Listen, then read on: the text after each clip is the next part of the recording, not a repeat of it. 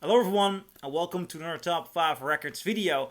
Now, the month of October 2023 is one of the most exciting months of musical releases that I have consciously witnessed. There have been so many great albums, and this week hasn't even come to an end. I have more albums to discuss, but it started off with Dark Side of the Moon Redux by Roger Waters, which I found a big disappointment.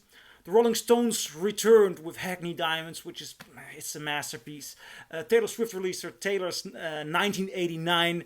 Troye Sivan made perhaps his best album, Something to Give Each Other. Now, I've been given the opportunity to review those all, and you can watch them on my channel.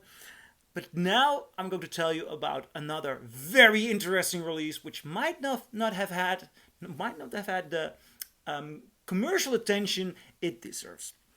I'm going to talk about the new album by Laufey. I hope I pronounce it right because she's from Iceland. Laufey. Correct me if I'm wrong. I'm not sure if I have any Icelandic viewers. Now, what's so special about Laufey? About a year ago, she released her first album, Things I Know About Love, if I'm correct. That album is incredible. And although it was tough to find the beginning of this year, right now you see it pop up more and more because something interesting is happening. Laufey is charting.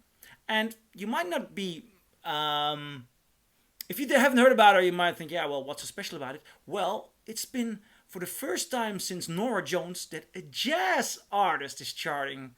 Seriously, listen to her music and you know what I mean. She cites Ella Fitzgerald and Chet as some of her major influences. Billie Holiday as her major influences. What she wants to do with the jazz genre what Taylor Swift did with country. Now, question of course is she managing that? If you take a look at her first album, it is of pure, beautiful sincerity. She's only 24 years old, so she has the time to accomplish what Taylor Swift did with country, but she's making one hell of a start. Perhaps even a better start than Taylor Swift did. And I love Taylor Swift, but this is her second album, and it corresponds pretty much with her first album, which I already loved. And this is a logical step up. It's mostly in the texture and the way that the texture of the music. It's a beautiful, mellow flowing of atmospheres and instruments, which really invites you into this, well, modern day interpretation of jazz, and a very mellow jazz. I mean, Chet Baker and Ella Fitzgerald as influences, they are there. I mean, this is not a Miles Davis or John Coltrane bebop.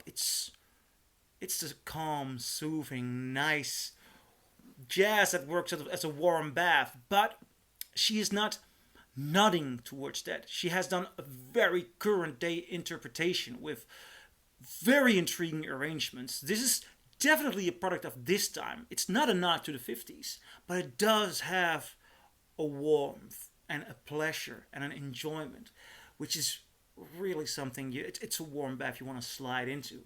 And her voice, she really does the most beautiful pronunciation, the most beautiful, sincere.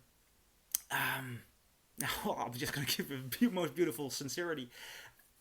It is quite something to hear her sing. There's something soft, mellow, and unique going on. Now, writing wise, there are moments in which she could avoid the catching, the kitsch. There are a lot of beautiful written songs here, and on their other album as well. But there is a song, for example, "Letter to My 13-Year-Old Self," which might be a bit too much the cliche. Yet, overall, this is really, really, really good. What she does with sound. There's even a song here, "California and Me," which features the Philharmonia Orchestra. Now, she does know what to do with all the arrangement and all the musicians, and it makes for one hell of an album. You know what? I'll show you the pressing as well and the way in the artwork. Here we have the cover, of course, which I've been holding all the time. It's gatefold. The back, there's a booklet. I like it when they do that. And you see that more and more often with credits and pictures. And I was lucky enough to find this. An orange vinyl, which I find interesting. You know, this is a release which she took great care of. There's a little flashy star on top. Reminds me a bit of Christmas, really. Though it's not really a Christmas album, it does have some Christmas vibes. Overall, Bewitched by Laufey. One of the albums which makes this a great year in music. Do you agree? Do you disagree? Leave a comment below and I'll see you in my next video. Bye.